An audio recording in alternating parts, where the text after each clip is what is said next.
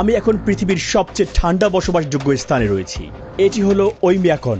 বেঁচে থাকতে আমি প্রায় 20 স্তরেরও বেশি পোশাক পরেছি, যার ওজন প্রায় 14 কেজি। 30 ডিগ্রি সেলসিয়াসের ঘর থেকে বের হওয়া মানে এক লাফে 100 ডিগ্রিরও বেশি তাপমাত্রা কমে যাওয়া। আর তাই আমি গ্লোভস, বুট আর প্যান্ট পরেছি, যার সবই রেনডিয়ার লোম দিয়ে তৈরি, কিন্তু তবুও এগুলো যথেষ্ট নয়। এবং এখন আমি আপনাদেরকে দেখাবো জীবন এখানে কিরকম এবং বাইরে যাওয়াটাই বেঁচে থাকার জন্য কত বড় লড়াই। বের হওয়ার কয়েক সেকেন্ডের মধ্যেই চোখের পাতায় বরফ জ্বলতে শুরু করে আর ত্বকে জ্বালা অনুভব হয়। পুরো গ্রামটাই যেন পরিত্যক্ত। তীব্র ঠান্ডা আঙ্গুলের ডগা পুড়িয়ে দিয়েছে। ঠান্ডা শুধু মানুষ বা বন্যপ্রাণীকেই প্রভাবিত করে না, এটা সব কিছুকেই থামিয়ে দেয়। ফোন ঠিকমতো কাজ করে না, হঠাৎ করে বন্ধ হয়ে যায়। বাইরে ফেলে রাখা গাড়ি কয়েক ঘন্টার মধ্যে জমে যায়। মাটি সবসময় বরফে ঢাকা থাকায় এখানে কোনো ফলমূল বা সবজি জন্মায় না। আমরা মস্কো থেকে প্লেনে উঠে 7 ঘন্টা পূর্ব দিকে উড়ে যাই ইয়াকুৎস্কে। সেখান থেকে শুরু হয় 18 ঘন্টার 900 কিলোমিটার দীর্ঘ সড়ক যাত্রা। এখন রাত 2টা। অবশেষে আমরা পৌঁছেছি পৃথিবীর সবচেয়ে ঠান্ডা গ্রামে। থার্মোমিটার দেখাচ্ছে -7.5 ডিগ্রি সেলসিয়াস।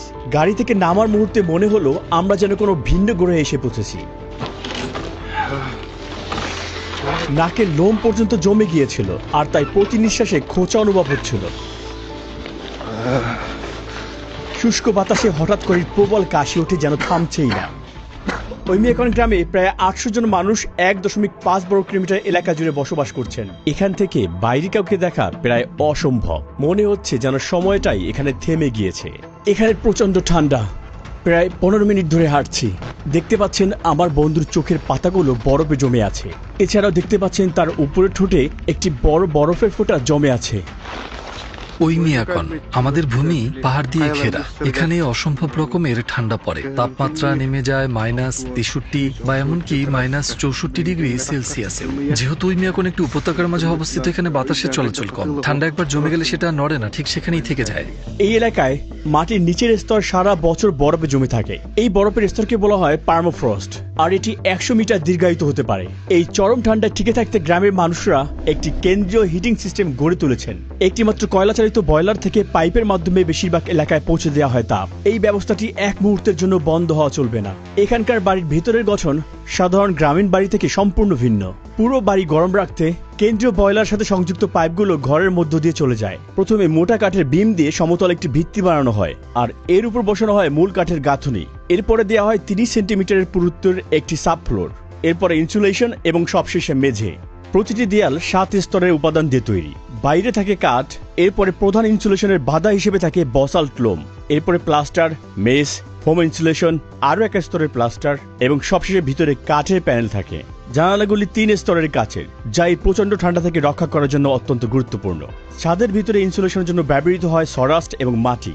হিটিং সিস্টেমের সাথে এই ব্যবস্থা ঘরকে গরম রাখে। প্রতিটি বাড়িতে প্রবেশপথের প্রথম ঘরটিকে ইচ্ছাকৃতভাবেই ঠান্ডা রাখা হয়। আমরা সামনের ঘরেই সবকিছু জমাট বাঁধিয়ে রাখি। এই ফ্রিজটি দেখো, একেবারেই প্রাকৃতিক। এখানে আমি দুধ আর মাংস জমিয়ে রাখি, ঠান্ডায় সংরক্ষণ করি।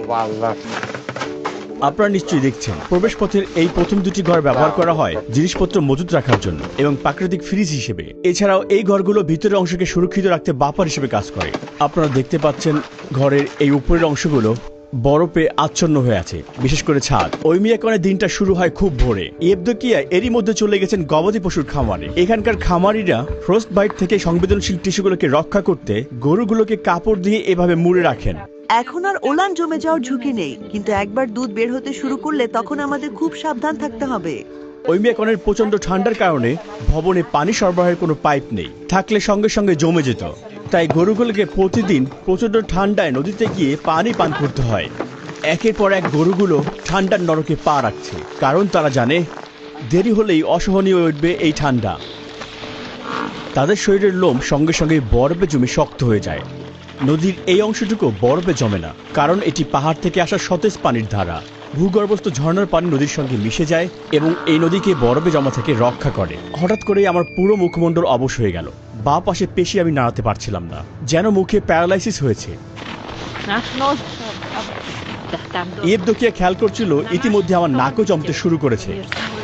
Хося, я тебе дам что-то. এটা কি ফ্রস্ট বাইট? হ্যাঁ অবশ্যই। ঠান্ডা রক্তনালীকে সংকুচিত করে এবং ধীরে ধীরে রক্ত সঞ্চালন কমে যায়। যথেষ্ট উষ্ণতা না পেলে প্রতিটি কোষের ভেতরের পানি বরফ কণা পরিণত হয়, ফলে কোষ ফেটে যায়, তীক্ষ্ণ ব্যথা অনুভূত হয় এবং টিস্যু মারা যেতে শুরু করে।